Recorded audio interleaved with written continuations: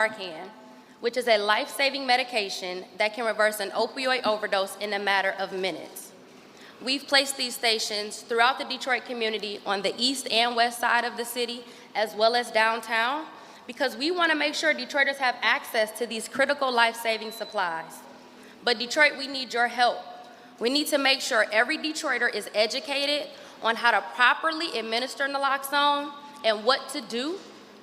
Because the truth is, we never know when we might be the person that has the ability to save someone's life. And our goal is to be a part of the solution to this problem. And we truly can save lives. Thank you. I will now bring up DDOT Executive Director, Robert Kramer. Thank you.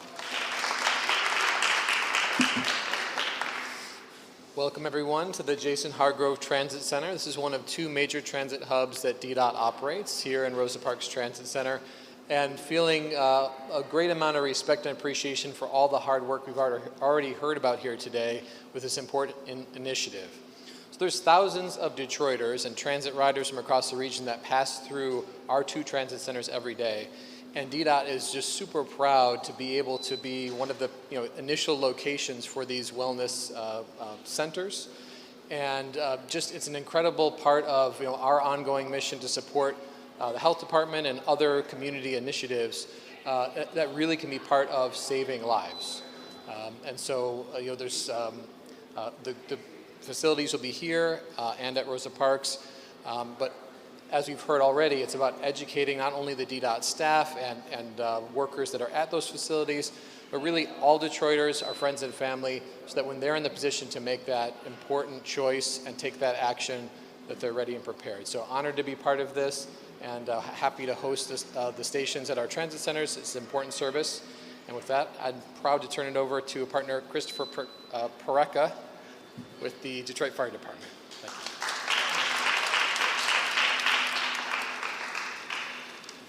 Hey everybody, it's an honor to be here really. I've been with the Detroit Fire Department for the past 7 years, and it is such a cool privilege to see the community kind of taking medicine into its own hands here.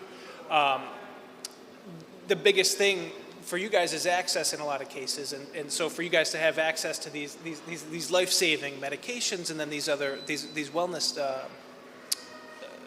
objects is so important. I want to talk a little bit about the stigma about who is overdosing. And whether you were right or wrong about that, I think everybody has a stigma. And I'm here to tell you that whatever stigma you have about the persons who are overdosing is just incorrect. This is affecting every demographic. This is affecting everyone, people you know, people that are in the community, like was discussed earlier, your friends, your family, your coworkers. This is not a distant problem. This is a problem that's directly in our community and affects the people we know and love. In regards to that, there were 82 administrations of naloxone, of life-saving Narcan administrations in April alone. Anecdotally, I like to paint this picture to try and reduce the stigma about Narcan administration. My oldest patient that I personally have treated that experienced an opioid overdose was 87 years old. And that was not a patient that had substance use disorder, that was using illicit or controlled substances. This was a patient who had been properly prescribed medications by a doctor and just did not have the further education to use those safely. There was just a small incident, and his family contacted us, and we were able to give him the medication that he needed, the naloxone, to continue to make sure that he could enjoy the rest of his days, on this earth with his family.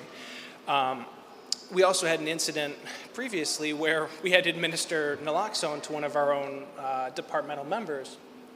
That member and his partner had responded to a suspected opioid overdose, and they were exposed to an opiate on the scene of that incident while they were working, and the person who had to have the opioid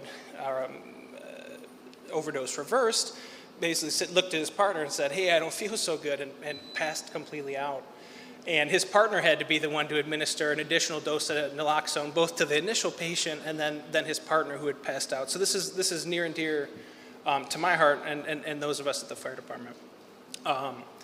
The patients who should be receiving naloxone are obviously opiate overdose patients. And so a little bit about that. These patients will be either very hard to rouse, very hard to get to react to you, or completely passed out, and then have significant respiratory issues. So they'll be breathing very slowly, or they will not be breathing at all. And these are the patients that we need to be administering naloxone to and then calling 911 about, so that they can get the follow-up care that they need to ensure that they have a safe potential detox from their opiate, or further treatment and transport depending on what's going on, that we can more accurately assess and then transport them to the providers for further evaluation at the hospital. This is probably the single easiest thing that we do on the ambulance that saves a life. This is so simple to teach, and it's so simple to do, and I implore everyone that's here with us now to pay attention, to listen about Narcan administration, and to go on there and save a life. I'd like to pass it back to Chief Public Health Officer Denise Razzo, who I think is going to go over using the canisters. Great. Thank you. And I'm going to try to do this without, let's see if I can pull this mic out. Let's see. Can we do that? Yes, we can. Okay, so we're going to have to, Nikita, you can come out. Thank you. I'm not sure why it's a all right. Okay. Thank you so much. So what I like to say briefly is that there are, again, 3 different types of stations, if you will. This is our tabletop. You'll find this in beauty shops, barber salons, barber shops and beauty salons. They'll be tabletop. We refill them on a weekly basis. So my team here, they have great relationships with our community partners, and they will be refilling them on a regular basis. We also have these old school news stations, and let's see if I can go over. All right. All you would do, if you can help me over here, thank you. You would just open it up, and again, free Narcan, there's Plan B, there's condoms, there's pregnancy test kits, and thank you. These are outside. You will find them again at some of our community partners. Some of the our restaurants will have this available outside of their facility. Again, free Narcan. I can't say that enough. Free. You don't have to put any coins in here.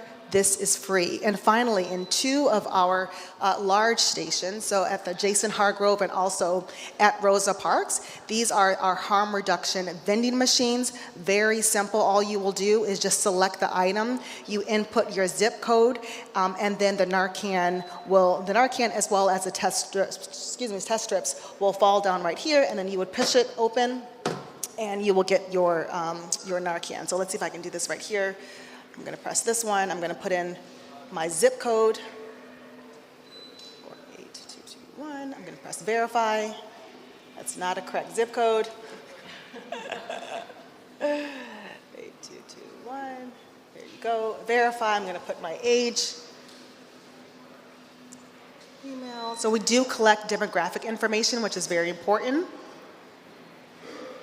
And that's it. It's very, very simple. Confirm. And let's see. Here we go.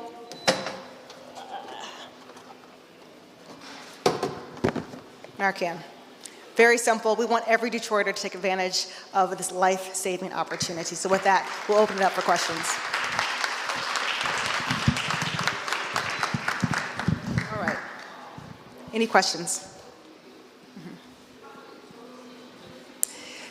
Yeah, so there are 25 stations across the city. That's part of our first phase. We do want to roll it out to 50, which will take us a couple more months.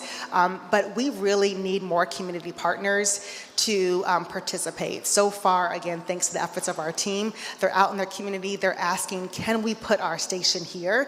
We have not had a lot of resistance. People are really open to making sure that we have these life-saving opportunities. So if you are a community partner, if you're a gas station, a barbershop, a salon, we want to hear from you. If you go to our website now, which is detroitmi.gov/harm reduction, you will see where all the locations are. And if you are a resident and you want to know where the nearest station is to you, just put your zip code in there and you'll find the nearest station to you. Thanks.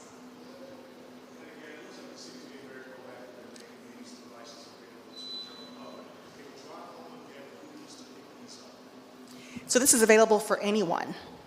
We want to make sure that if you are a resident in our community, you need to know how to use Narcan because you never know when there'll be somebody next to you who may need this life-saving treatment.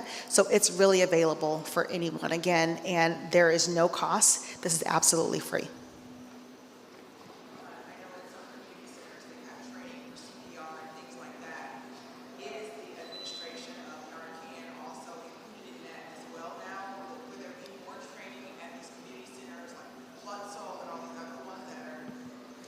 Yes, absolutely. Again, the goal of the health department is to meet residents where they are.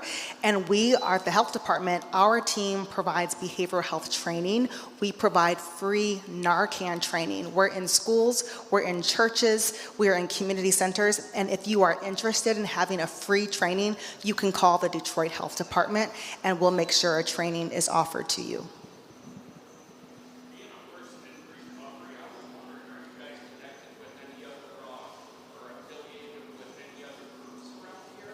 Absolutely. As part of the opioid settlement dollars that we received, we have partnered with our community-based partners such as FAN, and they have a quick response team, and they come out and they provide rapid response. So absolutely. And I will say that this is not just the Detroit Health Department. This is a city collective. We are all working together because we can't do this alone. Thanks for the question. Yes, so we are funded with the opioid settlement dollars. We receive approximately $250,000 for this effort. That included the support of these wellness stations. And as we go further, we continue to build out our strategy. But yes, $250,000 to support this initiative. Other questions? Thank you for coming.